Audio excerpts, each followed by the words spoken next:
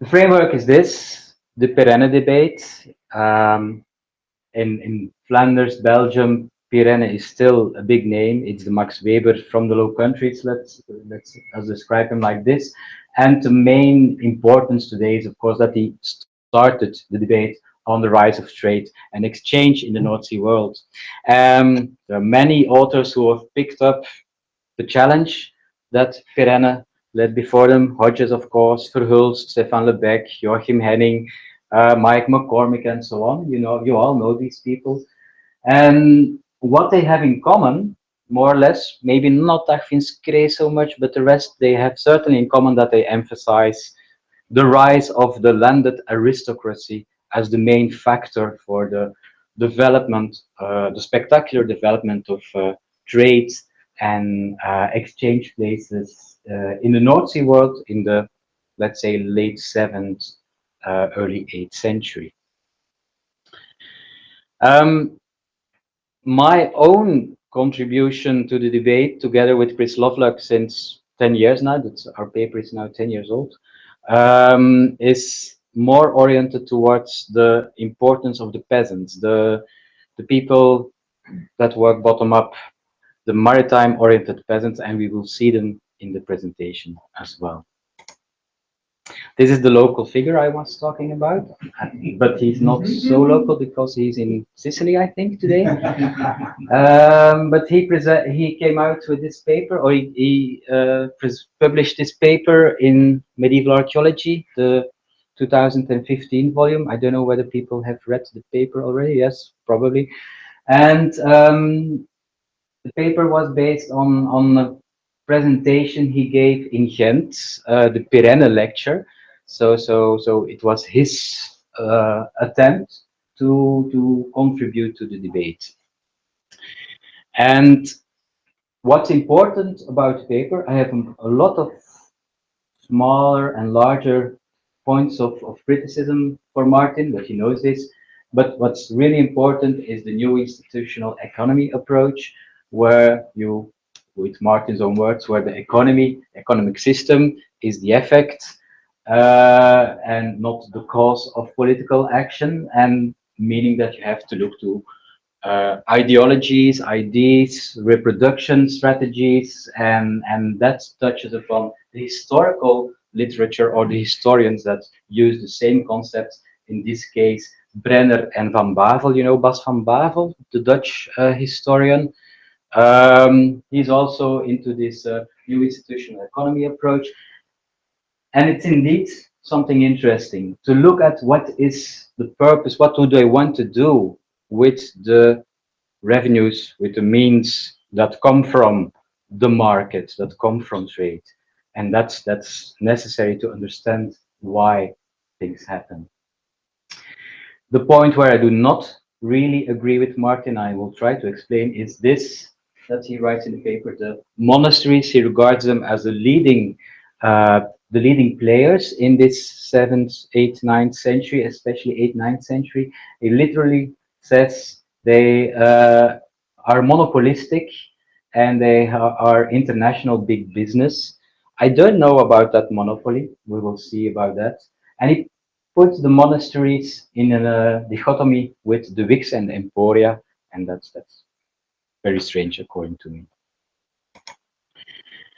So there is a lot to say for the perspective or for the paper of Martin and the theory he establishes there, but we still have a no. We still say no to certain things. We still and that's Chris Lovelock and myself, and certainly also Frans Steeves, who is along the same line, works along the same line and publishes similar things as we do.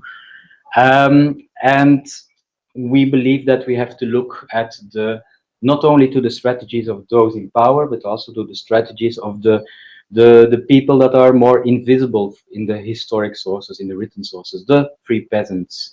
And they are not so distinct from market developments as historians often believe. And one of the historians, by the way, that also puts this main stress on monasteries and doesn't see any dynamic energy for peasants, that's Chris Wickham, of course.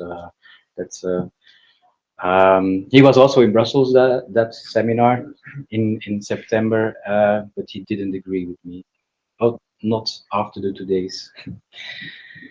So yeah, free landowners, coastal free landowners, they can be related to exchange and trade. They have their own reproduction strategy, and we'll see how this works. Okay, let us look at the data. Let us look at how the market system develops in the Low Countries. And this is the setting, the estuary of the three rivers, the Schelde, the Maas of Meuse, and Rhine, of course. And the Low Countries thank their existence to this estuary.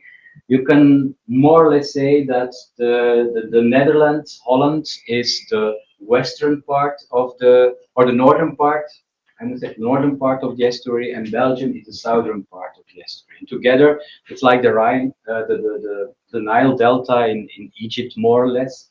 And you see the towns, Bruges, Ghent, Antwerp, Dorestad is here. So the main towns, the main centers are around the salt marshes. There's one important emporium in the salt marshes, or better, in the dunes, and that's Wallachium Domburg. And then there is Quentovic, not far away over here. An English perspective, but it shows very well what the Low Countries actually are. And what can we say as a start for trade and exchange? And that's something that's very similar to the Anglo-Saxon world. I think entirely similar, also entirely similar to the Scandinavian world. In this period, 350, 650, we have a kind of ritual social economy where you have assemblies where there is a cult element, where there also at rite passage people meet, and they exchange certain things, not only material things, they exchange social relations, but also exchange products with social, cultural meanings. This is the ritual phase of the exchange system, like Frans Steves is the main advocate for that in our region. And it's all about values and identity. We also have these sites, of course, these are the materials, the golden tremises, the Roman mints, or the imitations of Roman mints, the bracteaten, I don't know the word in English for that. Bracteates, yes. The fibulae, all the material that you find in the Merovingian burials. One of the most spectacular finds of the last 2 years is this Byzantine bowl in Oegstgeest. Oegstgeest is this kind of, yeah, what is it? I don't like the term central place anymore because it's so empty. We do not know yet what Oegstgeest actually is, but it is a place where a kind of luxury trade and exchange took place, and the Dutch are still working on the material. It was excavated in 2014, and we're still waiting for the results there, but it is very promising. Assembly places, like the projects of Natasha Mehler and Sarah Semple and Stuart Brooks. We have also similar assembly places. This is a place that we did not excavate from. There's no archaeology there, at least no medieval archaeology, because this is a Bronze Age burial mound, and it was accompanied by a chapel later on, of course, and still today, every year in February, there is this feast where the priest and the Lord Mayor throw bread to the people, together with a feast called Tonnekesbrand. They put fires around the hill. So this is a folklore, of course, but this is clearly something that goes to this kind of assembly ritual moments. It has all the indications for that. The site that is rather well known from Frans Steves publications as an assembly place where he reconstructed the tournaments of value, as he describes them. You know his publication of tournaments of value. That's like a large assembly place, but in Maastricht there is a supervision of the saint. The saint is since I have to look, since Servaas, yes, he has his own basilica. This is a early medieval basilica. This is the Saint Mary Basilica, also early medieval, and under the patronage of the saints, in between the two basilicas, you have artisan production, you have seasonal markets connected to assembly at the feast day of especially Sint Servaas. And Maastricht has delivered very interesting archaeological remains. There were very nice excavations back in the 1980s and 90s. And we know, for instance, that there are 12 monetarii in Maastricht who struck these golden tremises. That's quite a lot. You can be happy when you have one or two or three, but in Maastricht there were 12, indicating the importance of the plate. There were also sort of comb production, there's glass production, there's fibula production, there's pottery production. Maastricht does everything. The strange thing about Maastricht is that it does survive the 8th century, but not as this flourishing center of production. It loses its momentum in the 8th century, and that has probably to do with the rise of the emporia like Dorestad. But then a lot of things change in the late 7th and 8th centuries. You see another market system or another exchange system. And like I said, historians like to put a certain emphasis on the monasteries there. So I'm going to present you very briefly what do we know about start of monasteries in our region. That's something that came from the Limina conference where I presented monasteries. And what's really important to know is that the north of Flanders and Belgium, the entire estuary and also the Netherlands were still non-Christian up to the 7th century. So Christianity had only come as far as the Meuse Valley actually, and nothing else. That's so there was a lot of people, a lot of social groups, a lot of local aristocrats that were still not Christianized, and the Merovingian king Dagobert decided to send missionaries to the borders of his realm in order to Christianize the Flemish aristocrats. And of course, this didn't, and it continued in the 8th century with Willibrordus in the Netherlands and so on and so on. It was a difficult exercise because the missionaries, for instance, Amandus was thrown in the river, so they needed extra royal support, and the royal support was given by was realized by giving the missionaries estates, landed property from the royal estates. It is described as such in the Vita Amandi, in the hagiography, and in reality, we see indeed that the estates that are described in the Vita are also the estates that are in reality owned in reality by the abbeys later on in the later medieval period. So these early monasteries, they start in a difficult context, but they get very rich very early because they have a lot of rural produce that they have to deal with. The first abbey in our region, actually the very first abbey, Saint-Omer, but Saint-Omer is a difficult one because it was destroyed by the French in the French Revolution, and they could not. Since then, it's a ruin. But with Malta and heritage legislation, no one can do anything there. So we know it's a 7th century site, but there is not a single piece of archaeology. The second large monastery is Blandinium, or the St. Peter's Abbey of Ghent, and then the third is Schanda or St. Mavo. And in Ghent, you see let me better, you see where the landed estates come from.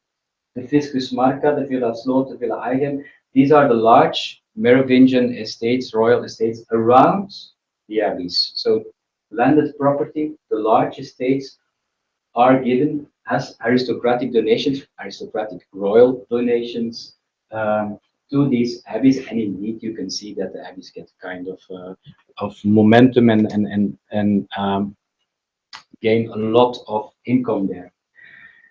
I do not agree with the theory that these processes went hand in hand with a weakening position of the aristocracy themselves.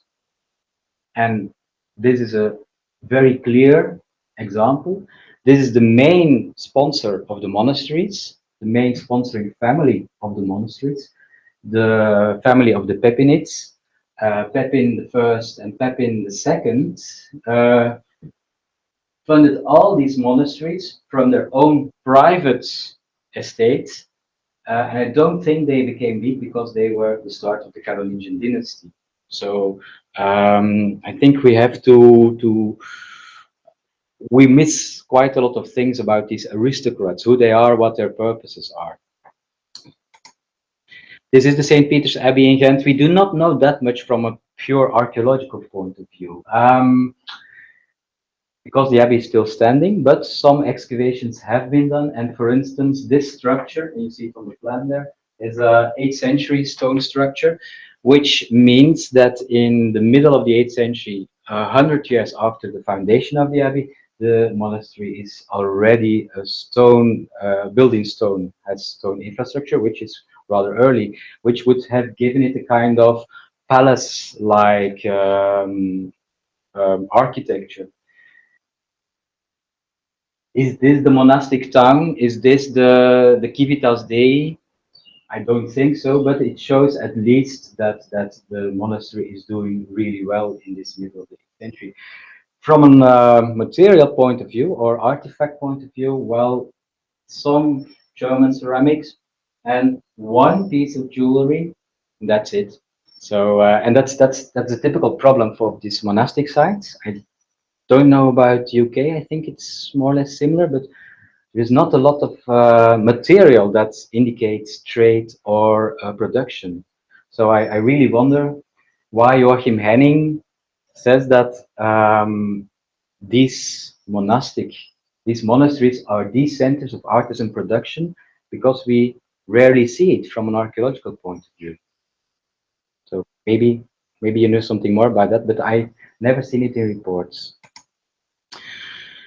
They have rich revenues, and they redistribute wealth through trade. They develop trade. We see that they develop tolls. They develop markets. Also in Ghent, the market is developed next to the abbeys.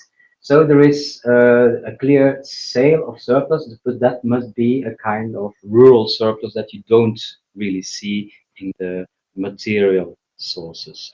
And the reproduction strategy is to build up economic power, to support the Christianization, and to bring the new ideology that, of course, benefits the secular elites that want to be close to the royal king. From an art historical point of view, of course, we see very interesting things. Also, the stone monastery and these relic shrines, we still have them. You know, we didn't have Henry, so we still have our saints and our relic shrines, and they are really impressive. This is the second half of the 7th century. I mean, this is all cloisonné. We're already happy with, oh wow, a large Bruges cloisonné. Yeah, look at the relic shrine. And look at this one in the 8th century. They're incredible. So they must have.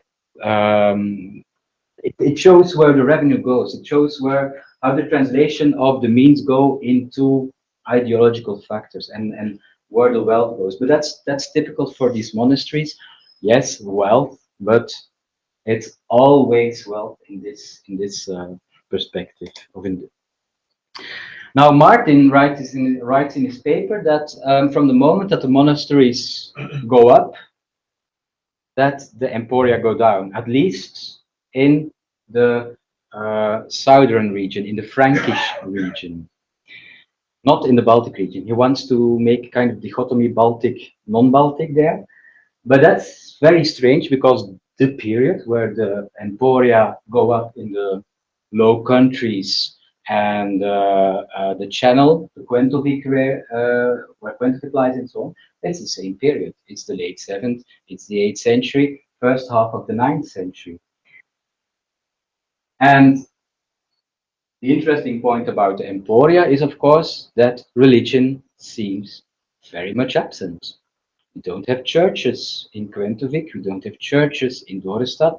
Oh, there might have been a church, but we're not certain about it. Never been seen, never been excavated. It has no imprint on the landscape, on the settlement in Haithabu, but Sven will maybe tell that it's at the site of the trading site. So we see a kind of, yeah, a real booming marketplace, a port, and they're all quite similar. Quentifik is probably the earliest there. These are the characteristics. You all know these characteristics, of course. But the question is still, who is behind this boom of the Emporia in the 8th century and the Wicks in the 8th century? Um, it's very clear that they're not hindered by the rising monasteries. And when they, Martin says, in the middle of the 9th century, they might have some problems and they might go down, which is not entirely true for many of them because they still survive in one way or another. But for many monasteries, the same thing goes. In the middle of the 9th century, the monks of St. Peter's and St. Bavo in Ghent have to run away and run to France because of Viking attacks. By the way, Viking attacks on monasteries in Flanders, maybe the reason for that is that they are only interested in the trade position of the monasteries, that they really want to take over the role of the monasteries in the long distance trade. That is the reason for it. You don't know yet. So the Southern Emporia over here, the Quentovik. Well, yeah, they have all the same pattern. They're really flourishing exactly in the 8th century. And just to show you again, Dorestad, you all know the image by now. It's maybe it's a little bit exaggerated, but it's still very impressive, of course. This is not exaggerated. This is just a sample of all the relief band amphorae in Dorestad. So they have huge quantities of material. So that was for the power, markets and power and markets perspective. Um, on the other side of the perspective, you have the peasant, and that was part of my PhD and of the publication of 10 years ago. And I'm just going to present again the data we worked on in that period.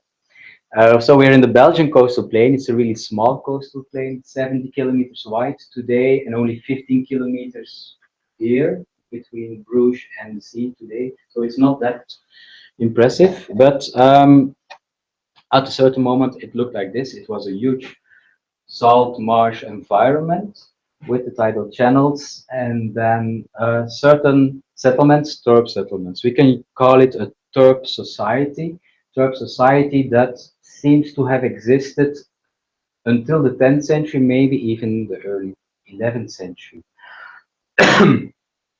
Turp society was ended at the moment that they start building dikes and start embanking. This is Leffinge, the main Turp site that we know, and we have excavated in the village of Leffinge and on a few smaller Turp sites around Leffinge. And one thing is very striking, that all these Turp sites have these indeed imported commodities. They have import ceramics, English, Rhenish, French ceramics are all there. This is draft temperature. That's maybe a kind of cultural connection with the Thames estuary. But for the rest, they also have sheep. 90% of the bone material from the Oude Werf, a smaller Turp site in the coastal plain, 90% of the material is sheep. So and of course that can be, that is not very strange. That can be expected. The salt marshes are very good for sheep herding, but it shows that they are indeed practicing this very specialist profession or activity, namely the sheep herding itself.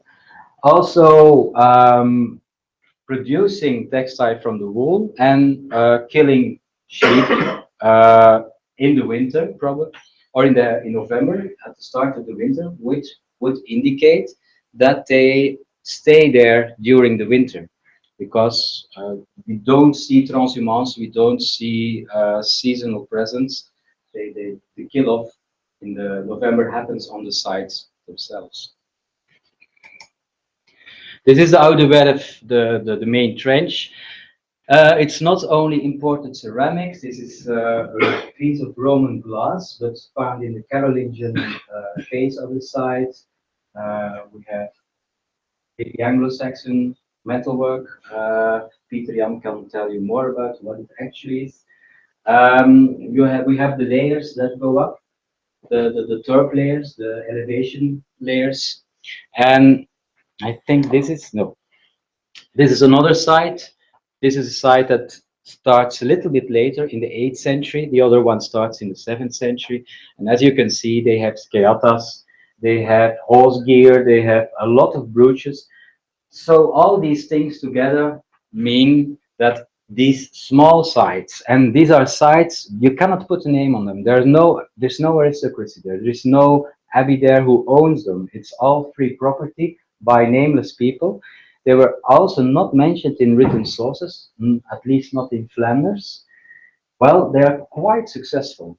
They're quite successful, and that's what we wrote 10 years ago. It's according to us rather logical that you have the specialist product, the wool, the wool textiles, the coats, and that they are so valued on the market that they bring in a lot of revenues also for these smaller peasants, and that yeah, you see the skeata, you see the metalwork, they invest part of the money that they get in some luxuries for themselves.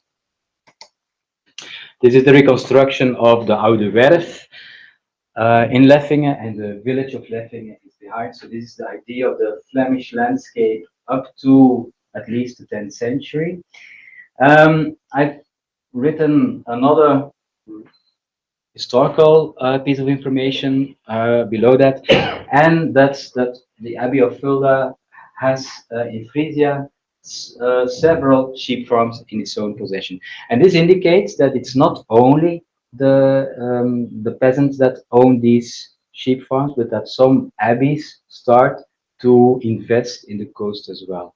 But they're not the main. They're certainly not the main proprietors. They're not the main owners of these types, these site types.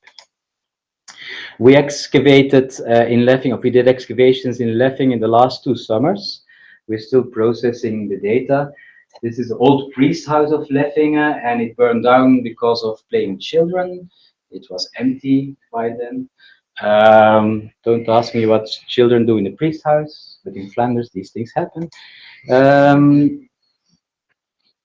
And we could finally, for the first time, see the turf, the village turf of Leffingen in the archaeological strata. And you see the several layers. The top layers over here are 11th century. The lowest layers that we could reach were 9th century, but we have material out of context, which goes much earlier, like Mayan ceramics. So we think that it's and the typical Dutch that chronology for a turf settlement would be 6th century up to now, because most of these turfs are still there. And the same seems to be true for Leffingen. We have to be careful. We're still processing, but it goes in the same direction.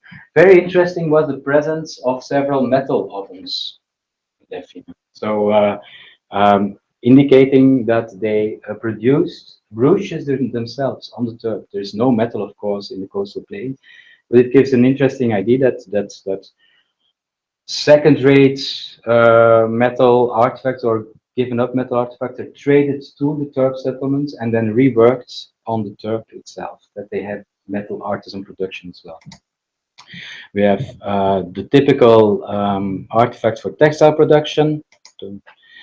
And so you see that there's a very lively, rich economy in the coastal plain by the coastal dwellers.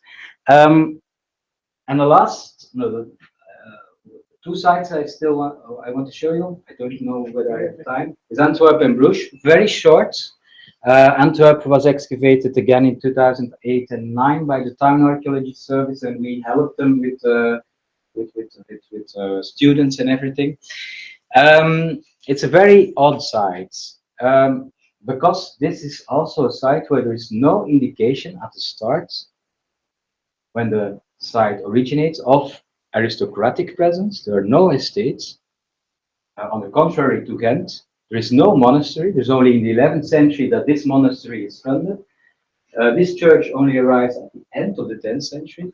And the site itself is very interesting. This is the D shape, so it's a D shaped site. Maybe it was initially more circular because the water in the river has risen since the 13th century, sea level rise and everything. These are the sites we worked on in 2008 and 9. And these are three older sites excavated by an art historian in the 1950s and 60s. And this is the art historian, Professor van der Wallen.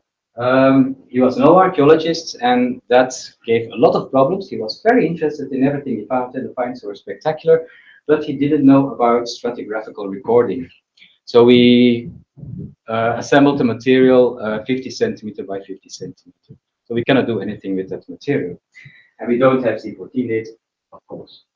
But it's very interesting because what you see is a wooden town, a wooden center of trade next to the river. It's not large, it's only 2 hectares. It's urban-like, but 2 hectares, that's not a town. It has resemblances to Haithabu, I think, but as a mini version of Haithabu, I would say. And one of the special things is this huge stratigraphy on top of the wooden features. This is stratigraphy that resembles. Oh, wait, just this one resembles Ribo. Seems to be a similar system. In 2008 and 9, we couldn't excavate a similar stratigraphy, but what we actually should do is reopen the trenches of the 1950s and sample this again. But it has this zebra motif, and you know where it comes from. You have artisan activity, and then you cover it with sterile sands, and then artisan activity and so on. That's very well possible that similar things happened in Antwerp, but why did they cover the wooden houses? Because the wooden constructions don't live on in these layers. They are below the layers. Why did they deposit 3 meters of artisanal production on top of this wooden town? That's really mysterious, and we cannot explain that so far. Maybe Sven has ideas on that. There was a lot of artisanal production, as you can see. There was a lot of melting, iron melting, copper alloy melting. I have to go to the previous. A context that is under study now, it's a context from the 2008-9 excavation, is by Nathalie, a comb maker, an atelier maybe. So there are many interesting indications for artisan activities. There are many interesting indications for trade, a lot of import ceramics. The site itself shows these resemblances with other sites.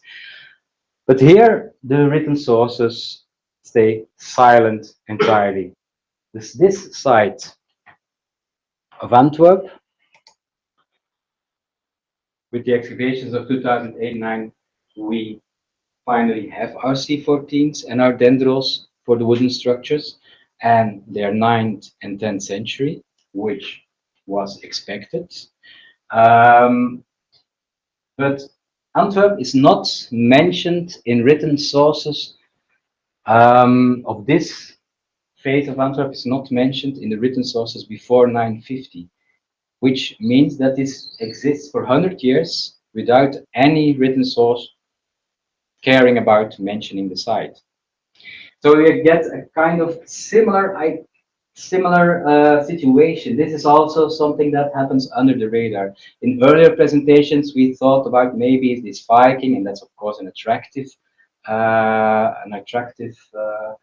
explanation. It might have Scandinavian influence and context, but uh, what you actually see is trade, exchange, landing sites, complex stratigraphy, artisanal productions outside of the network of the aristocracy and the network of the monasteries. Again, by the free, in a context of free property, small property around that site, because that's quite true as well.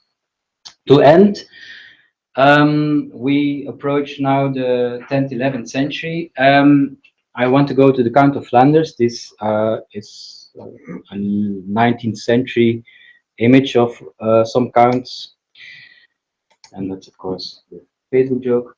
But the Count of Flanders, he is a very successful prince. He's Baldwin II. For people who have heard me before know this, Baldwin II is the son-in-law of Alfred the Great. He was married to one of his daughters, not Ethelflaed, but the other one, but I forgot her name. Elftrud, I think. Are there Anglo-Saxon specialists who know the names of those? Yeah, well, yeah, exactly. So, and on the other, his grandmother on his mother, sorry, his mother on his father's side was Judith, and Judith was the daughter of Charles the Bald. So he was both Carolingian, and he knew very certainly that he was Carolingian ancestry, and he was family of Alfred the Great. So he had quite an interesting family. And what he does in the in the late 9th century, early 10th century, is develop a typical vorstendom in Dutch, a princedom. Can you say that in English? Yes. So he's a typical post-Carolingian prince, like you have so many in Europe, but he's one of the more successful ones. And what I could do in my PhD was reconstruct his property, at least for the region I had under study. And the colored bits are all owned by the Count of Flanders, owned by the Count of Flanders since the late 9th century. The white parts are the free farmers. And that's interesting. Over here, we come back to the Count, first to the free farmers, the Terp society people, the peasants.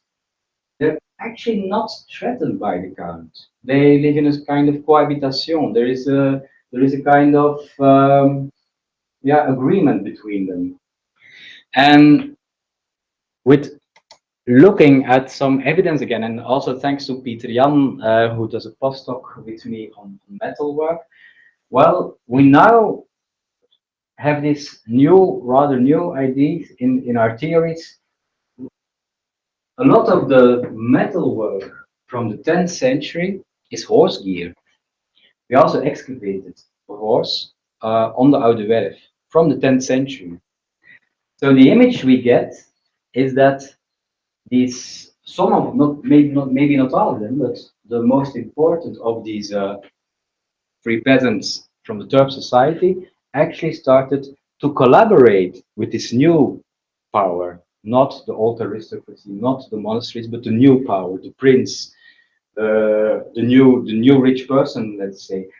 We have horse gear that resembles horse gear that was found in Haithabu as well. We have Danish brooches, we have other parts of horse gear. Some student of me is now looking into more detail into that, but it gives us the idea that the most important of the Turk dwellers, of the sheep farmers, became kind of militaries for the Count. That he used them to expand his farmer population, and that they became the kind of custodians. That's a terminology from his comical sources. the domain or estate managers and the estate guards. Later in the medieval period, they also will control the tolls. They will develop scabini terrae, aldermen, and they are described as fortiores et meliores maritimi Flandriae in 1127. So it shows that there is a kind of emancipation in this old group of the free peasants in collaboration with this new power. The new power, and that's the last side, Bruges. Well, we see that the Count of Flanders and similar princes as the kings, even the Ottonian lords, etc., etc., they all do a similar, or they all go to a similar development. They develop or redevelop trades around their palace infrastructure. You've seen that the Count of Flanders, for instance, has huge private estates, and the produce of these estates is brought to the palaces. We have a huge palace in Veurne. We have an even bigger palace in Bruges. Bruges starts as a palace of the Count of Flanders. This built actually in the middle of the 10th century. There are some older faces, but they were really small. And in the middle of the 10th century, it's this structure that is constructed. A stone wall, a huge aula, existed until the 18th century, was destroyed in the 18th century, an aula with several stages, several churches, several basilicae, and the main church, the Saint Donations Church, was a copy of Aachen. Speaking about ideology, I mean, that's a real investment in an ideological imprint. So you see, the Count of Flanders has this reproduction strategy. I'm the new Carolingian prince, although on a regional scale, because Flanders is not that large, of course. And he uses the money from the estates and from the market value of the produce of the estates, because he brings these products to the suburbia of his palaces, and they are exchanged on the suburbia. We have some written sources about that, that this suburbium becomes the Grote Markt of Bruges. You all know the Grote Markt, the Grand Place of Bruges, very prestigious, but it starts probably late 10th century, middle 10th century, as the market of the count. And Bruges develops at the suburbium first alongside the road going from the palace to the east and to the east and the west. That's the first Bruges before some become more circular town. So what we can, from a time perspective, what we can reconstruct, the three phases that we see in trading sites is that you have the landing sites, the larger landing sites, the smaller landing sites, because these coastal terps are also landing sites. Largest are, of course, the emporiae. You have the palace sites. This is an image by Felix Biermann, by the way, you know this. Palace sites where the trade is reorganized under the feudal influence of these new princes. And what's very interesting is that these princes, these new feudal princes, are not hostile, not at all, not towards the peasants and not towards the merchants, because the towns, the new towns, are allowed to get freedom, to get their own rights, to develop into the third stage of the towns, the forum town, which still exists. So two slides of conclusions for me. We see that these maritime societies, these riverine societies, that they have their own economic value, that they have their own economic energy and dynamic, and that in several regions, especially in the coastal region and along some rivers, the Schelde, the Leie, and so on, that we see important groups of free landholders with their own peasant reproduction strategy, peasant reproduction reproduction strategy, which is not different from maybe the ritual phase before, namely continuation of the family, continuation of the network, continuation of their own free position, but that they are not that they do not hesitate to go to the markets in order to develop the means in order to be able to develop this reproduction strategy, and that we see an important influence of those groups in the rise of the landing places, the rise of or the development dynamics of the trade and exchange in this same period, next to the monasteries. Even more, the peasants have never disappeared or do not disappear at the moment that the emporia go down or the monasteries suffer from Viking attacks. They're continuously there and they flourish even more in the 10th and 11th century. They have access to the they probably are in a kind of large network with similar coastal dwellers from Denmark, Lower Saxony, East Anglia, and so on. They are involved in the long distance network, we see it in their material, and they participate in the market exchange, maybe even as part of their lifestyle. What we see is a large group of people without history, a group of historical quasi-invisible peasants, but with a huge impact on the landscape and on the economy. And I think for the future research that we have to look more for these peasants, that we still have to contribute, that we must consider the rise of trade and exchange. It's not so. Of course, these aristocrats are there, these monasteries are there. Um, don't find the word. Um, I will find it later. But I mean, it's not that I want to say that they do not exist and they have no value, but I think the real rise of the exchange momentum is certainly also due to this peasant agency and not only to the power agency.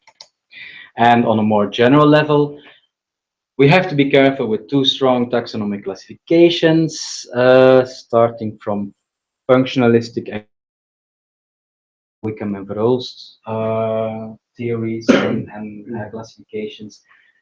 We have indeed we have to look at purposive behavior, IDs, strategies, reproduction strategies of social groups, and archaeology can contribute by offering views on exchange independent from written sources. This is, of course, logic for this public, but when I these sentences to the historians in Brussels and Chris Wickham, they were not too happy with it, especially when I told them that the written sources are a very delicate set that need to be considered from an integrated perspective.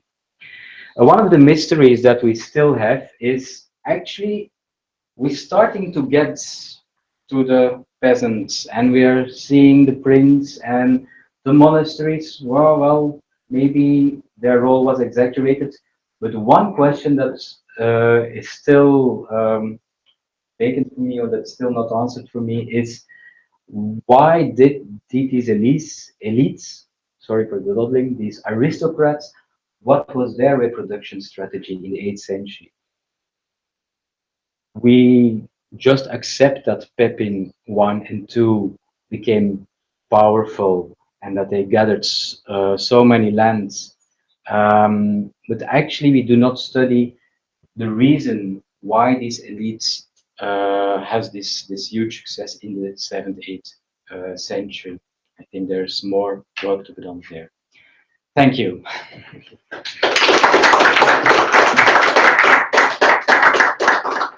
That's great, Dries. Lots of taking, lots of control. I think we'll have a bit of time for questions at the end. We'll probably take one or two now. Yeah, Julian. Yeah, can I jump in?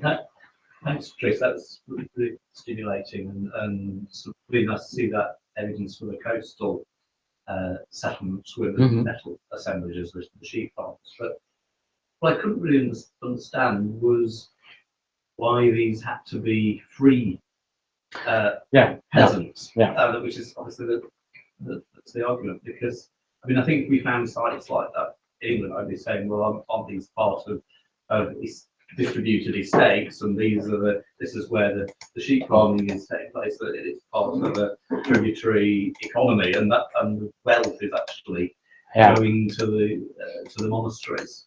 Well, no, that's because of this image. But that's later, isn't it? So yes and no. Yes and no. I mean, this is based on later written sources, but it represents a 10th century situation. But what we see in England, for example, is an increasing breakup of these larger monastic estates in the 10th century and the privatisation of land ownership, which would then lead to that situation where you did have lots of smaller independent landholders, and you've got the lord hanging on to a large area. But our monasteries didn't break up, for instance. So we still have our monasteries. But they could have sold some of their. No, because this is based on land books of the 15th century,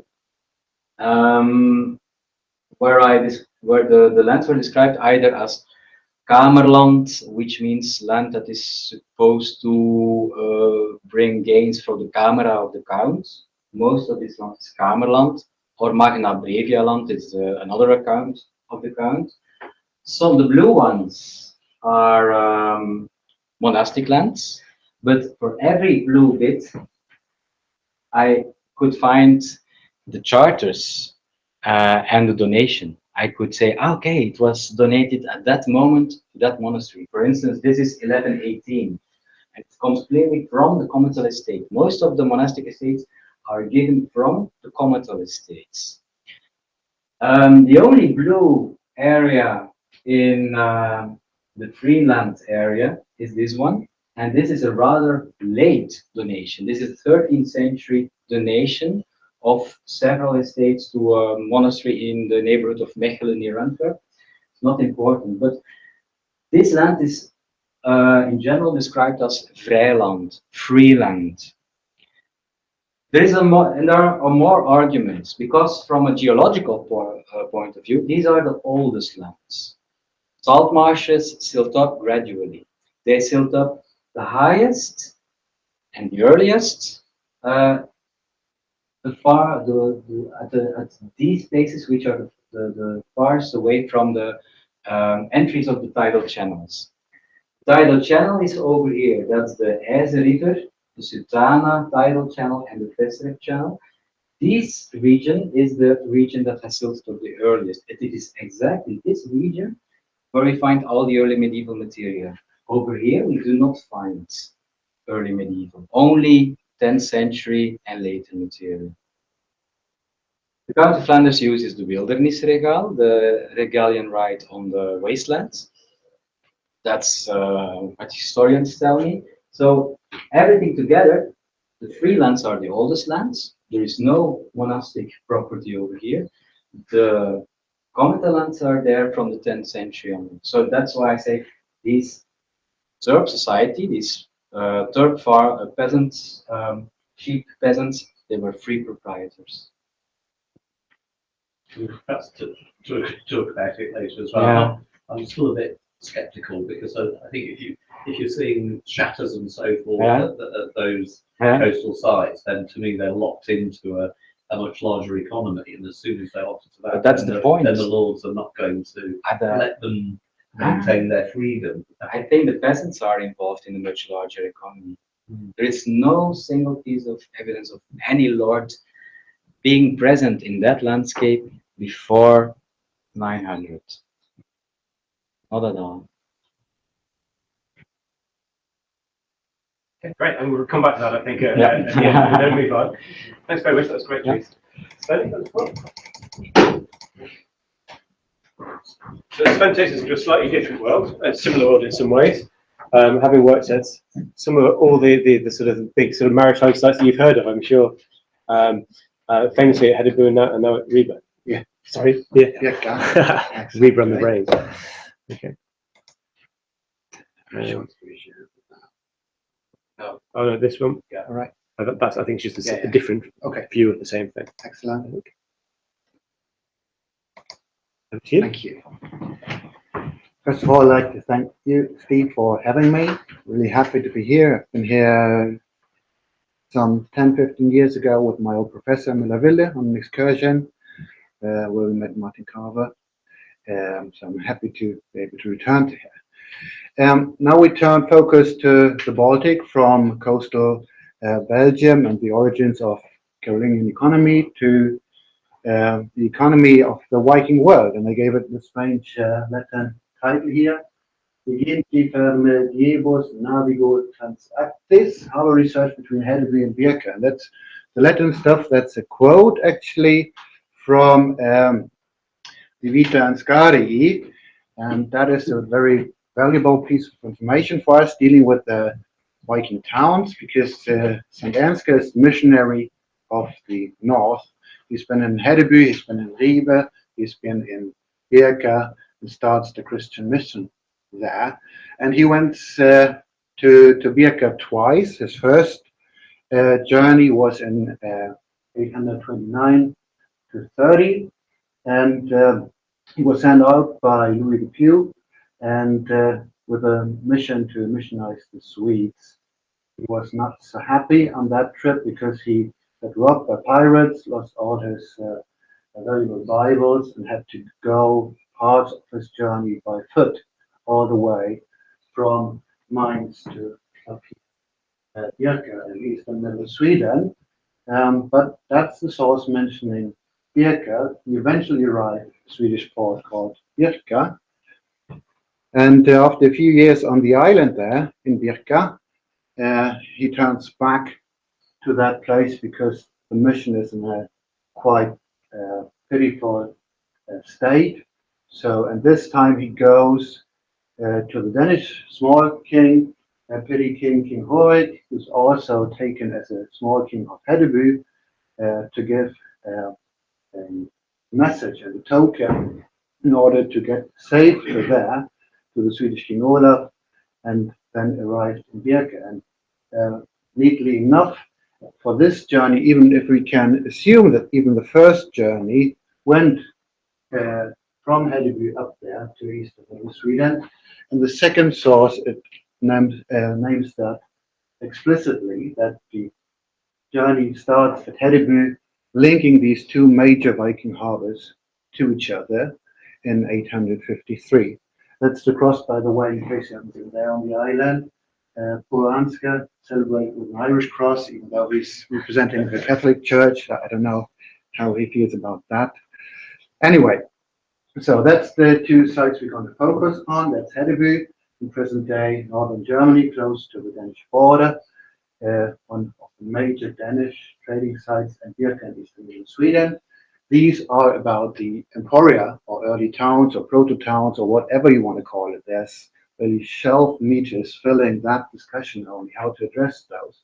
Peculiarly enough, or, I mean, if we look at which places are recognized as early towns, among all these trading places from the Baltic going up to the 80s, we could even add some more points. It's only 4 places which are really recognized as being proto-towns. And we focus on 2 of them, starting off with Hedeby. And here I can link to Dries' lecture. When we talk about economy, of course, those early towns are quite alien entities in the Viking world, because it's still a rural society. There are no such towns. It's far away from the former Roman Empire. So the whole idea is new, and it's just developing that. And they start to exist because of trade. And since this is a coastal society and trade is bound to seafaring, it's all about the harbors that people gather there. In the example of Hedeby, one estimates about 3,000 to 1,500 persons there living there all the year round. And here you can see at the site of Hedeby with a D-shaped ditch, semicircular rampart, enclosing an area of 24 hectares. You have an inlet-like situation. It's called the Hedeby Nord, and then you have the fjord, the Schlei, going all the way to the Baltic. It's 40 kilometers from there. It's well protected in an inland situation. The whole situation of Hedeby is in many regards special and makes the site so successful. When we talk about traffic, we can recognize that it's the smallest part of the Jutland Peninsula, really, and you have two major traffic accesses crossing here at Hedeby. You have the Heerwijn in Danish, or the military road. In German, it's called the Ox Road. That's an old traffic line over land going back presumably all the way to the Bronze Age, since it's joined by Bronze Age burial mounds. From Hamburg, approximately down at the River Elbe, here, all the way up to modern Jutland. So there's the land traffic line which crosses right here. And in fact, you have only a small strip of 14 kilometers here, which you can control easily, because east of that you have the fjord, and west of that you have marshy areas until you would come to the North Sea. So it's only these 14 kilometers which you have to control, and that's the reason why you have also these borderline defenses of the Dannevirke, which can be compared to the Roman limes, in fact. So that's the one traffic line. But the even more important traffic line is the one from the North Sea to the Baltic, and you went into the riverine systems here of the Eider, and then up to the River Trine, to that site called Hollingstedt. From there you can unload your cargo and enter the Baltic at Hedeby. So you have this traffic access really here. And at the same time, that's also the border between Scandinavia and continental Europe. So that makes it so favorable for trade. And that's not all of the story, but also in this borderline situation, which is quite typical for the Viking trading sites or the coast towns, you have 4 ethnicities gathered around the site of Hedeby. North of that, you have the Danes. To the south, you have the Saxons or Germans. And east of that, you have Slavonic tribes, the West Slavonic tribes. And to the west coast, you have the Frisians. And all these tribes gather in Hedeby. So that's in many, many regards a quite adventurous situation when you want to turn to trade. And of course, since the land roads were in a quite bad state, always a good choice taking boat whenever you can, and that's why this North Sea Baltic connection is so important. You can even say it's a predecessor of the Kiel Channel. That's a map from the late 19th century, and that's ship losses only from that period, 1858 to 1887 only, trying to come into the Baltic via Skagerrak and Limfjord. And it's really, really dangerous route because you have no natural harbors on the west coast of Jutland. And so the quicker, more safer way was always to cross here from North Sea to Hedeby. That makes this site so important just as a sideline, because that would turn that site where we have archaeological evidence from the 10th century into the North Sea harbor of Hedeby, which work as a concept together. Right.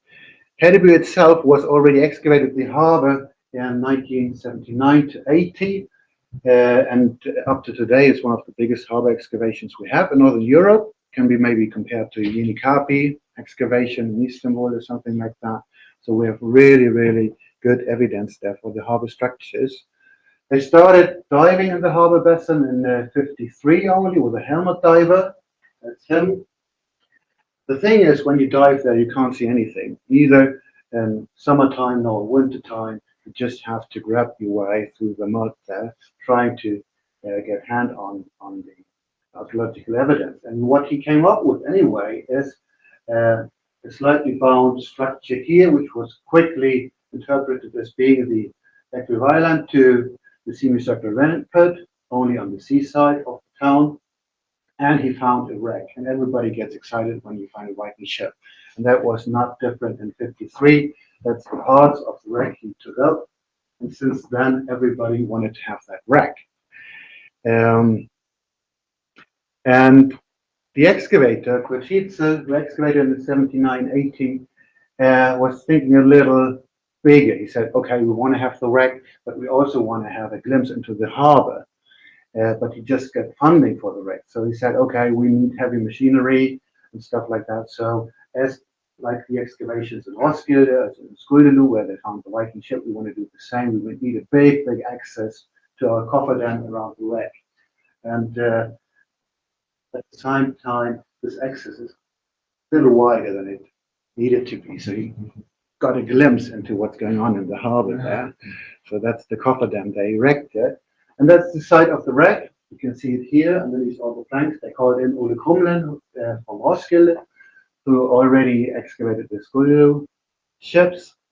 And you can see here on this lower picture that the preservation was not so great. You have 5 planks there on one side. On the other side, you have only 2. The rest is eroded. And the 5 planks here are really burnt down to the waterline. But since these ships at that point of time were quite well known, you could reconstruct it to a vessel of 31 meters in length and only a breadth of 2.6 meters. Ratio of almost 1 to 10. And people say you can't build slimmer than that because otherwise you would get in trouble with the waves. The length of your ship would just tend to break. It was of high quality, and you needed about 60 persons to propel that vessel by rowing. So the interpretation was quickly seen the dating around 982, that it's probably a royal longship, and if so, it would be the ship of Harry Bluetooth, the Danish king. So you have suddenly a royal whack in the harbor of Hedeby. So since the first year went so well, that's the T-shaped cofferdam, and you have also indications of pile settings indicating the harbor facilities. You got money Kotzice for enlargement of that excavation towards the north and to the south in order to trace these presumably jetties further. So he excavated the next year, and all in all, he excavated an area of 2,200 square meters in only 2 years. I don't know if you would do it the same way nowadays. That's what he found, apart from the ship. Really, boats which only preserved underneath the mud, but quite heavy in some parts of the harbor basin, slightly slimmer in other parts, and a huge, thick stratigraphy, almost 2 meters of layers there in the harbor basin. And that's quite interesting at that point in time because when the research at the Viking ships progressed, everybody said, okay, they're so slender, they're so lightly built, perfectly suited for plundering monasteries around the English coast or on the continental coast. They don't need no harbors. So, and that was an agreement at that point in time. And suddenly you find these huge harbor structures. So that was quite nice as well. It was lying there in the archive since then because the excavator knew it was a prime material, always wanted to do it by himself, but he never could cope with it. It was simply too much information overload really. And I was so happy that I just finished my studies and could do that as a master's thesis first and then enlarge it into a PhD. So I put all the stuff that's a written record into the GIS system, and you can see here the T-shaped cofferdam. That's what they found in the wreck. And here you have all the post and post holes from the jetties, even excavated parts towards the land where you can see plots indicated already. Here's another plot to see how that interlinks with the settlement. So that was a big step forward to have that overall view of the harbor. But it wasn't really getting so much easier due to that. I did a 3D model, and that's just that area. You can see all the mess and how to sort that really into single jetties. That was a big issue, even though they had quite a bunch of dendrochronological data I could employ. Why is the picture so confused as we've just seen? Well, that's the stratigraphy, 2 meters. And that's the only example I have right in the middle of the excavation area, where you have indications that the posts were once driven in that far, but when they were excavated, they were like hanging in the air in a way or another. And that puzzled me a while, but I think it has to do with ice drift. Of course, we have no tidal changes in the Baltic, but when the wind changes, of course, we get more or less water in this inlake situation in Hedeby. And when the piles of the jetties are enclosed by ice. The water level is rising, they tend to pull them out of the ground. And that's the reason why every spring they have to repair the structures. And a simple structure, a bridge-like structure, can look like that after 250 years of harbor activity. But the structures, the original structures look pretty much like that. An ordinary bridge, like 6 posts in a row, and then it's continuing. Multiple row piling bridge, they call that. That's the one from the south. But you recognize the dimensions. That is already 10 by 40 meters in size. It's really a massive jetty. But I did expect to find structures like that, jetties. Um, but before we continue with that, how the harbor structures develop, I would start on the land-bound part. I just pointed to it. And that is this stratigraphy here in the northern part of the settlement area. And the oldest structure is one single ditch. I have just one profile recorded, unfortunately. But you can see the beach wall here coming up. And here's another ditch, which relates to that one, the other profile. And then you have 2 planks. They could be dated. So the idea is really that you have in the very beginning a phase, which I call bravely, you have it a river phase, plots. Evidence a little weak, just one ditch, one profile. But I think that's how we have to imagine how it starts. And then you want to get closer to the water because that's where trade's going on. So, and the settlement area is quite bad. It's marshy, it's stone. So you have to improve the ground. And so they filled up the part behind the spent wall with dung material and fortified it with a wooden structure like this. So you're filling, and then you have a step, and then you come up to the beach. That's the first evidence, 817. That place would be even earlier. So you have the first building activities on the close to the harbor. But when you look at the whole part of the land, part of the excavation, that's just the one we've just seen, this one. But it continues in a quite quick succession. 817, then they do the same a little further on, 836, 844, another structure, 57, and then 885. And only in that area, at last, only here jetties start to prepare. Before that, you have probably a landing site with activity on the beach, quite ordinary, as in Ribe and any other place, probably also in the Belgian area. So the first structures are quite moderate. That one is from the first third of the 9th century. That is a little better in date, 868. But already the next step was a surprise because they fit in a little structure which joined these 2 jetties into one oddly shaped structure, which goes together with 3 mooring poles here.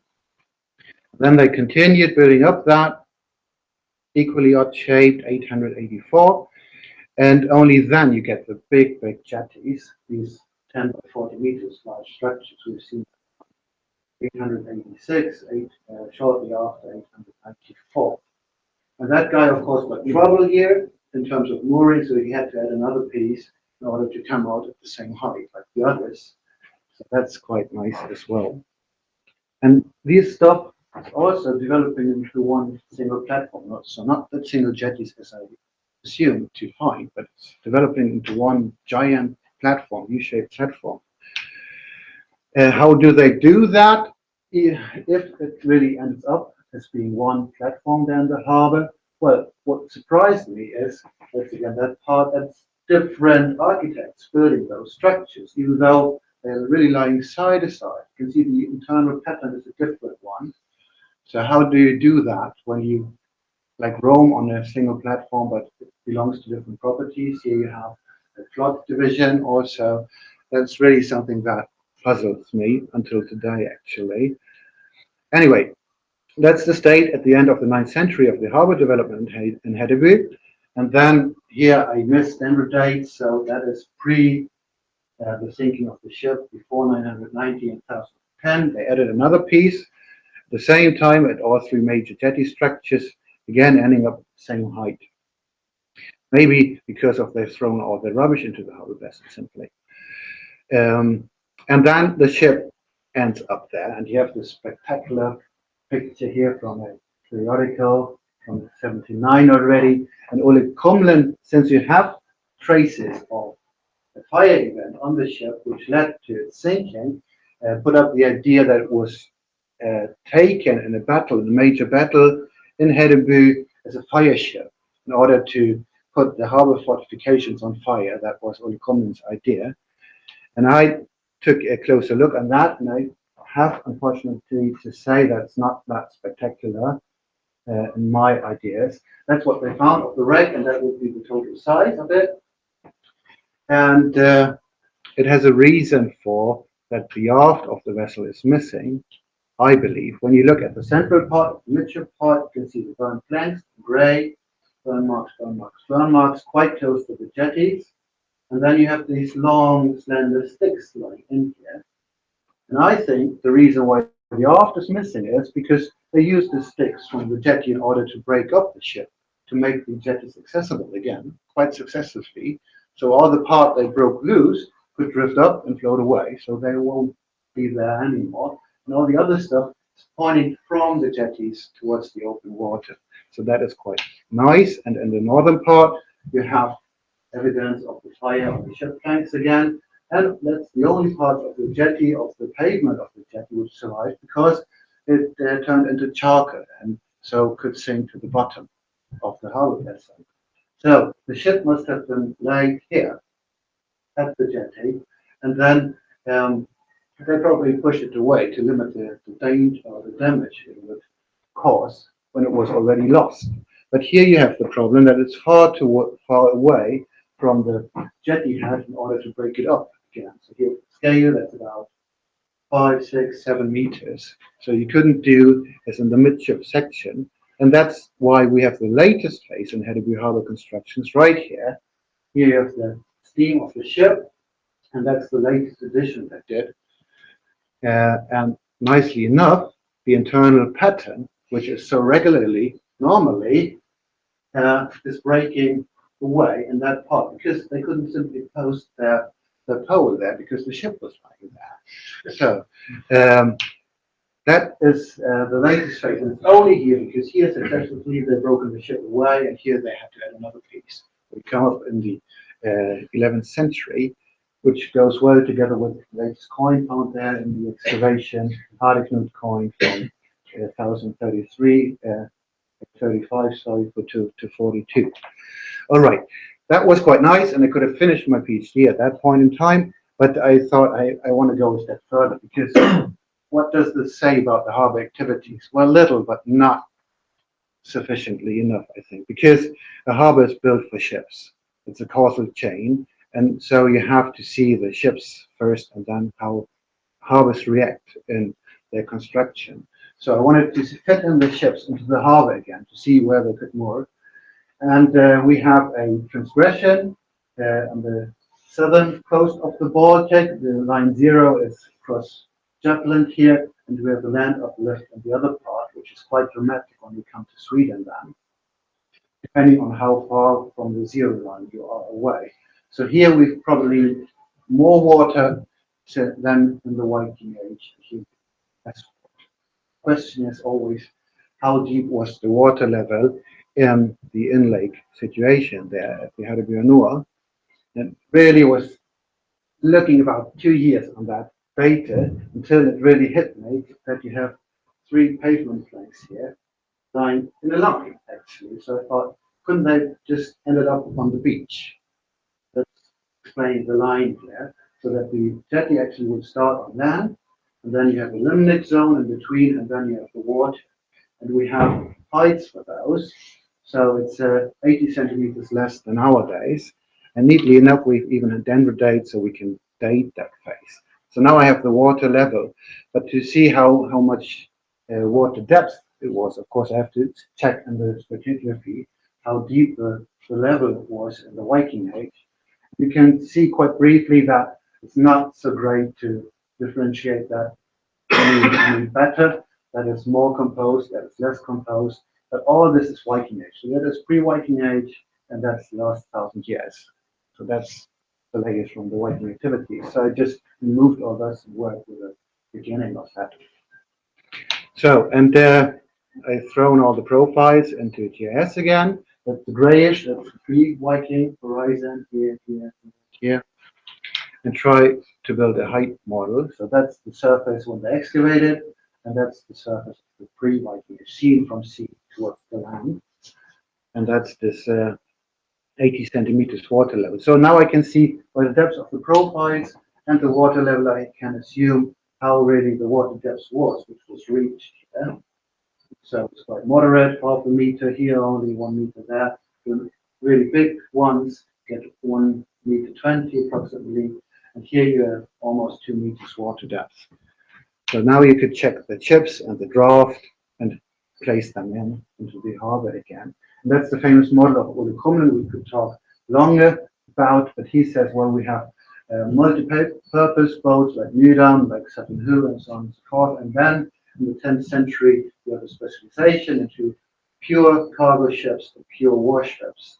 That's what he says. And the pure cargo ships, of course, have a much deeper draft than warships.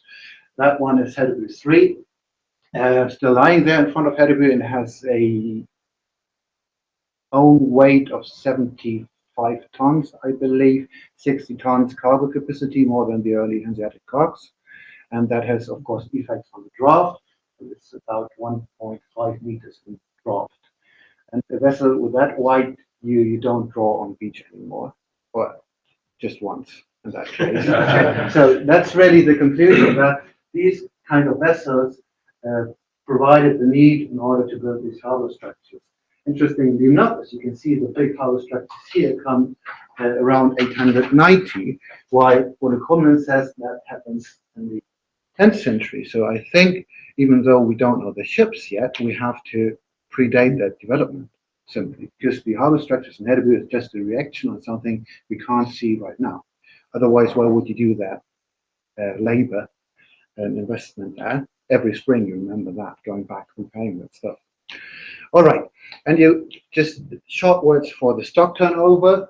Here also, you could really wish for a better excavation. Nowadays, it's always easy to claim that in afterwards, but you also could choose excavated in 10 centimeters layers, I think, and the grid square is 4 by 4 meters, so it's quite big. And he said you can't do anything with the fines because the heavy things sink deeper in than others in the mud, so the whole stratigraphy is ruined in a way, and all the other stuff which is lighter, which float around and would end up anywhere, but not at the place where it was lost. So that was his idea. But I mapped that, or colleagues of mine who dealt with the different artifact groups from the harbor, and here whetstones from Norway. I just want to show you, even though they excavated quite quick, you have 315 species from that area. I think it should be probably as double as much. We've had more time to excavate. Then textile remains, so that's part of the dresses really. They survived in the harbor so well because they used tar mops really, secondary, in order to fit their ships with a layer of tar. And they broke away, and they are distributed just in the U-shaped part of the platform and in front of that. So it's quite distinct distribution, actually, connected to ships. When you take a look at the quernstones from the Rhine area, they are, of course, found close to the ships, close to the jetties. That's the objects you lose when you load and unload, and that's just the reason why they're lying there. And I mean, this material is quite unspecific chronologically, but when you take these quernstones, I mean, they don't fall through the grips in the pavement, so they must have been ended up there before they built the last addition. So you have some kind of chronology even there. And of course, the coins are there where people move, and they move on the platforms, and they lose during that trade the coins which fall into gaps of the pavement. Roman coin, Kalmring, Islamic, Pseudo-Islamic, Scandinavian coins, German coins, England, Denmark, everything really. So that's that. And my interpretation of that is a reconstruction we did some 6-7 years ago, must be more by now, of just the northern part. So that's only that structure, and you can see how massive that is. And you have to imagine the next edition right to the side of it. So my idea is these structures are way too large just by to explain them for mooring issues. So I thought they are something more. I think that is the marketplace of Edinburgh. Simply, that's my hypothesis, at least. Because before that, you might have had a simple beach market. Then you need the harbor structures, but you still have the concept of beach market. So you just move that on top of the platforms and market squares, as we know them. And nowadays, like that one here in the reconstructional drawing, in Scandinavia, they only appear from the 13th century onwards. I mean, even the Eastern Rhinish area, they get it within the Ottonian period, not earlier than that. So that is the marketplace of Hedeby, probably. All right, Hedeby, looking like that. And the next minute I would like to spend on Birka, the other harbour town in eastern middle Sweden, World Heritage Site. As you know, that's a joint project with my colleague Lina Holmqvist from Stockholm. And that's the reconstruction, how people imagine that harbour. The Isle of Björknö is this kidney-shaped structure lying in the Mälaren. That's the inlake here, close to present-day Stockholm, situated right here. Uppsala, everybody of you knows about that. The access was via Södertälje, and then you get to that marvelous island. And as I said, if you remember the water level changes discussion, here we are on the other part of the line zero, quite far away from that. So here we get less water than in the Viking Age. And here the difference is quite dramatic. It's expected to be 5 meters less water level than in the Viking Age. So this is actually two islands in the Viking Age. We have Storängen, the great meadow, right here. So you have the southern island Grönsö and the northern island Björkö, and the Black Earth is situated in that area. All right, it's of course so famous for the burials. I mean, one expects to find 3,000 burial mounds, and chamber graves, and all that stuff. Looking really like that. It's really like Lord of the Rings. But if you haven't been there, do that. It's Hemland, the biggest area. And the publication, the excavation by this guy, Jan Historical, and the publications by Holger Artman, 39 to 40 of this. Because Jan Historical excavated 1,100 burials in just a few years. It's really still the biggest finds collection really of Viking points we have in Northern Europe, I'd say. So that's the fame of Birka. That is just showing the idea of the water level transgression. So that's today, that's the water level in the Viking Age.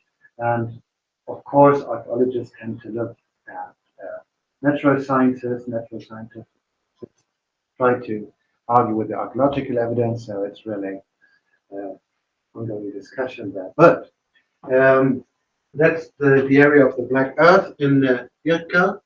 Here the town rampart is missing because it wasn't simply there at the earliest stage today. And you can say, of course, why is that a famous harbour site, or why they've chosen just that spot on the whole island to build their main harbour? It's hardly to understand from the present-day coastline, but if you lift the water level 5 meters, suddenly you have a perfect bay for a beach market. Makes pretty much sense, really. And here it starts the whole development. If you do take a look into the GIS I've done on Birka, that's the barriers. The dark blue are excavated, the light blue are not yet. That's the town rampart. Here part is missing, and here is the hill fort where the cross for St. Ansgar is standing upon. The small hill fort there. The yellow areas are the ones that are excavated in the settlement area. And when you superimpose the bay, there's not so many excavations yet, which really can tell you about the harbour in Birka. I would expect that maybe 10–15% or so of the harbour basin are submerged today. And there, of course, you have a perfect organic preservation, which is not given on land.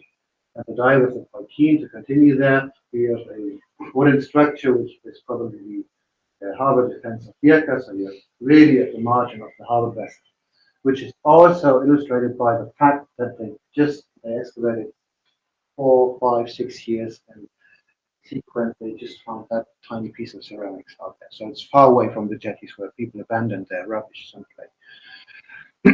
The other excavations which are interesting are the Black Earth excavations from the 90s, and that's excavations from the 70s. The Black Earth excavation has been published in 2013 by Sven who excavated also there. You can see that the structure is a little messy. You would expect to see more at the site of Birka. Why is that so? Because that guy, Jan Stolper, who also excavated the areas, did excavations in the Black Earth with this long trial trenches here. That's a picture from the Archaeological World Conference Congress in 1874. So they excavated a little for the deputies of the conference. They're running right through that area, and therefore this is also heavily disturbed. And you have just bits. But in our context, Harbours, that structure is interesting because it's a big stone structure. Here you have it, and it's probably the earliest harbour structure we have in Birka. It's a stenskista, a stone box called in Swedish. Here you have it. And Bosiani likes to see two faces in that. There's 1A, 1B here, and it's dated between 750 to 790, so really at the beginnings of that site. But what we also have to say is we just see the smallest part of it, because it's probably a stone structure like that, really on the shoreline, which would have continued in wood. But wood is not preserved on the landward side of the except when you really dig deep, deep down underneath the archaeology. Clay, which holds the water, and again, you have holes driven in deep, deep into the ground, then you might find that you found even one or two. But in another regard, you just have the stone structure, not the continuation of the jetty structure reaching out onto the water.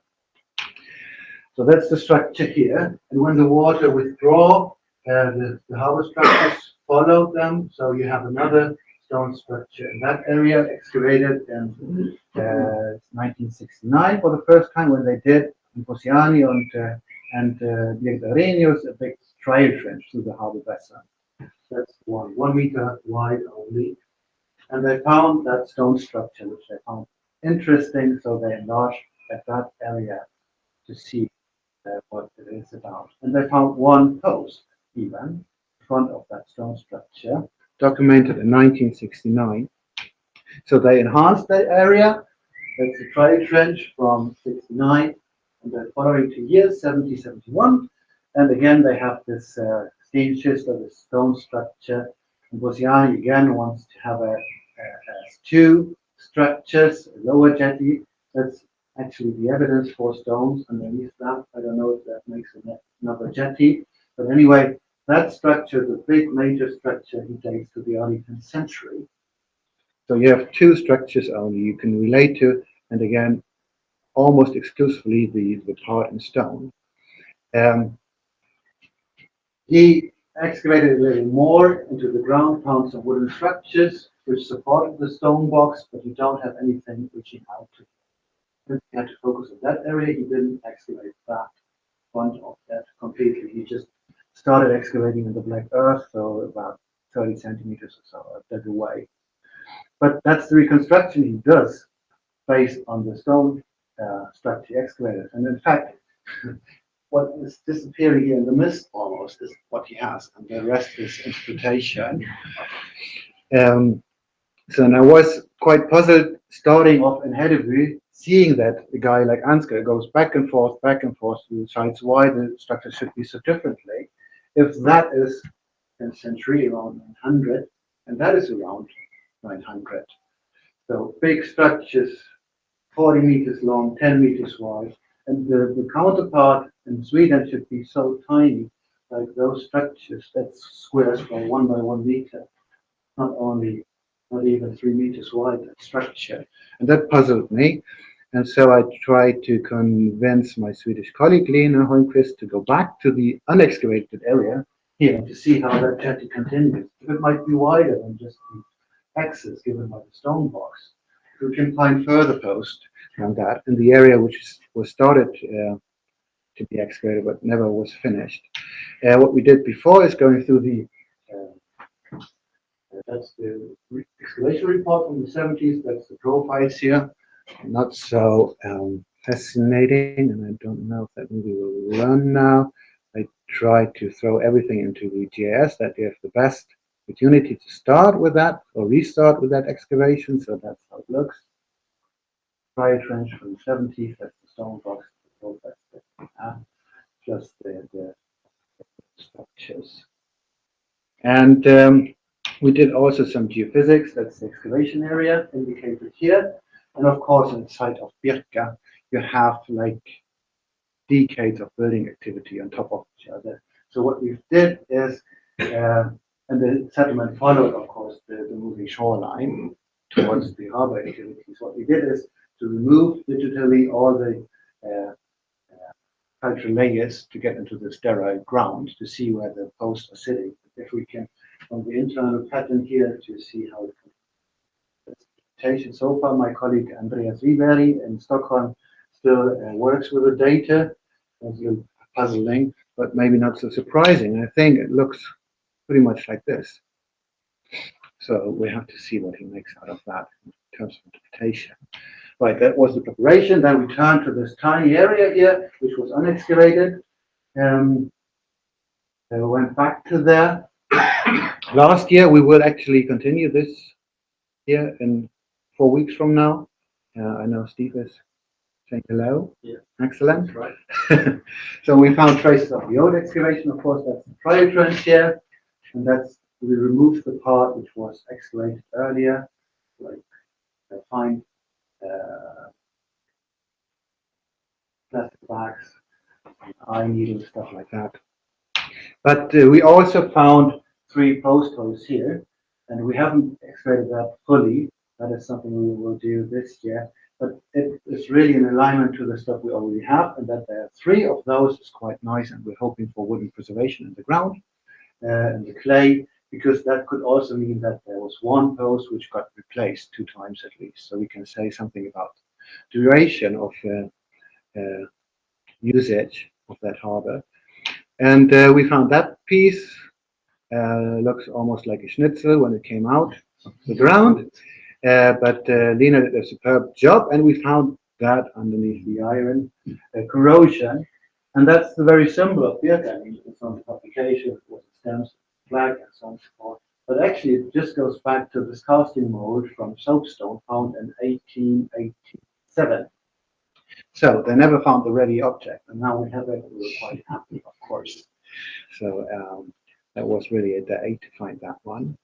Anyway, what we were rather after are the structures, and this is really looking messy, and that's because we're down underneath the archaeology.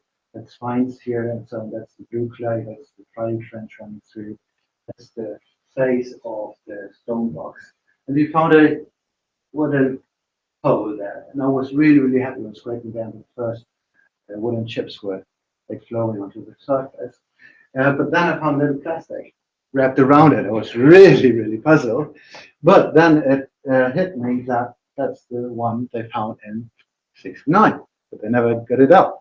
And you can see their attempt, like a rope around it, but they never succeeded. So we sawn it up to see how, if we can get a proper date, a dendro date for that structure. And first, that guy in Lund said, well, it dates winter 1767, 68. I said, well, that can't be true, since we have the older structure and the excavation from the 90s, which is dating to 750, and now we're lying far below that level. Can't it be somewhere else? They said, okay, we have another match, 853, 54. And we thought, okay, we can't just choose that, not so scientific, maybe, which suits us better. So we tried to do some wiggle matching, but again, the results we've gotten would allow both dating. So now we have to argue archaeologically simply. I expect it to be 150s. So just in conclusion, we're quite happy about that, because if it's not around 900, but around 850, then it perfectly suits suddenly with a moderate harbor development in Hedeby. So it's not so strange after all. But that leaves us also with the question, where are the big jetties in Birka? And we haven't found them yet. We have some ideas, but we would need major funding to excavate those. So that's a future project. Thank you for your attention.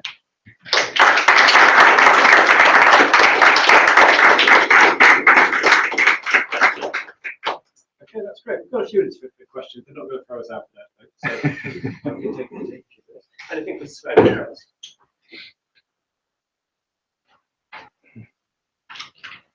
Can I push you on where you think those the big jetties are? Well, I think there is, I mean, the difference from Hedeby to Hedeby is, in Hedeby you have only one shoreline, so you know where to expect the harbour.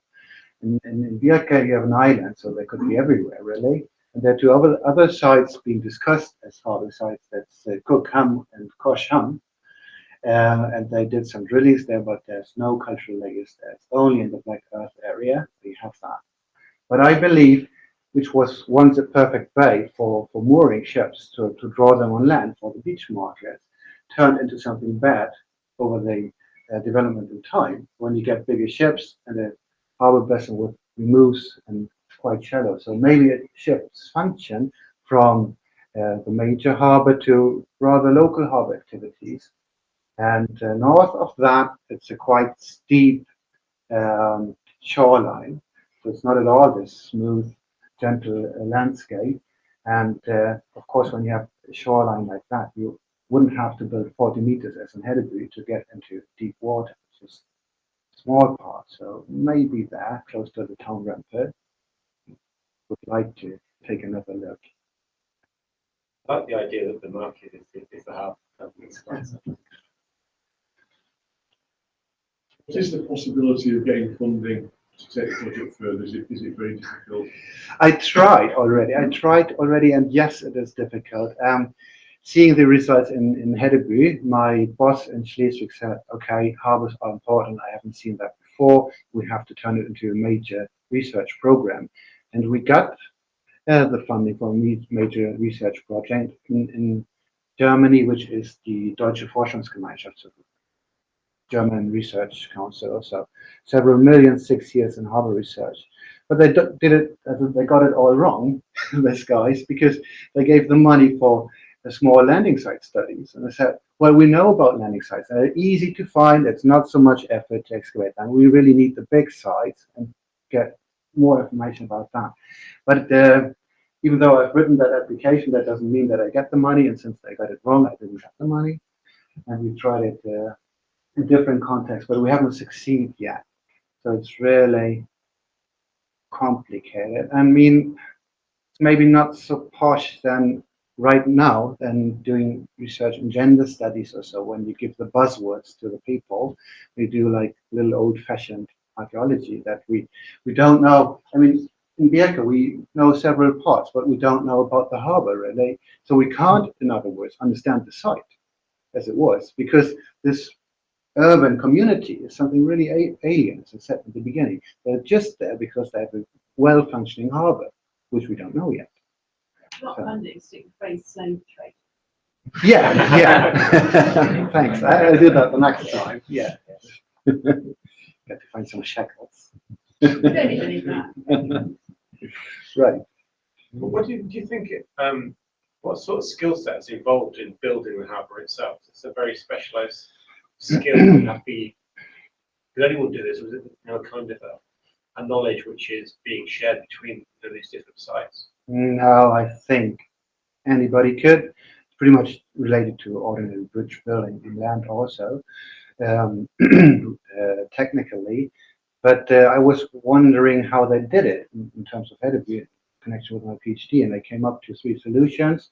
One floating, like boat standing hammering in the post, which would be quite shaky, standing there, having a pole which is 5 meters long or so to ground it properly. Or else you could do it from the beach line and build yourself further and further out on the water. Or else, and I think that's the most plausible idea, is wait for the winter. And then you take a rope, do a straight line, draw out your points, and put the poles right there where you want to have them, because otherwise they would not do here, but not here, and you get problems building that. So it needs some knowledge how to do, but I don't think it's specialized. The winters worried me because I remember being up in the falls in Denmark in a very, very hard winter, Yeah. 10, 15 years ago, where you get this massive ice rafting coming up onto the shoreline, Yeah. which looks hugely destructive. Yeah. And you'd imagine these kind of very fragile wooden structures. Is it a reason that they're in these very sheltered areas because you don't get that wind-driven ice, which would actually take the whole thing out? Yeah. Or is it that every time I've seen a building fade, that's actually after a year where you've got a particularly hard winter the year before, and there's been a lot of stuff removed? Yeah, I think it's both. I mean, that in Hedeby, I mean, it's 40 kilometers away from the open coast. Yeah. And that is, of course, very protective. That situation has probably rather to do with seeking shelter from attacks from the coasts. That you have to go far inland, and then you have signal fires and barrages and the passage, all the stuff we know from other places. But yeah, so it's yes, sheltered, maybe for different reasons, but I think it's really the ice drift which causes still even there so far inwards the problems. Do you think the extension of the jet is Yeah. entirely due to the silting, or could it be that the boats are developing more specialised and deeper drafts? Yeah. Yeah, could also be. I mean, well, I think with the first big jetties from the 890s, they get a water depth of 1 meter 50, and the next extension is 2 meters, if I reconstructed it right, obviously. But Hedeby Rec 1, the big Knurr type of ship, the cargo ship, which is the biggest which we have from the Viking Age, that has a draft of 1.5 meters, I believe. So it would have already been sufficient. But I don't know if they really tried to model how the ship or the draft will change when you put 60 tons of cargo on top of that. It's just a mean value. Okay, any questions for Dries? That's both of our speakers together. Come up here, please. Yeah. Come up here. We do that together. How about okay? How about if given Sven your worries about funding, what should be the big priorities as research into sort of maritime towns and harbours over the next years? How can we go about getting big research? It's What's the really, question? yeah, it's a tricky question. I think the situation in Sweden for national funding is quite ruined due to the success of my dear colleague, the Dries.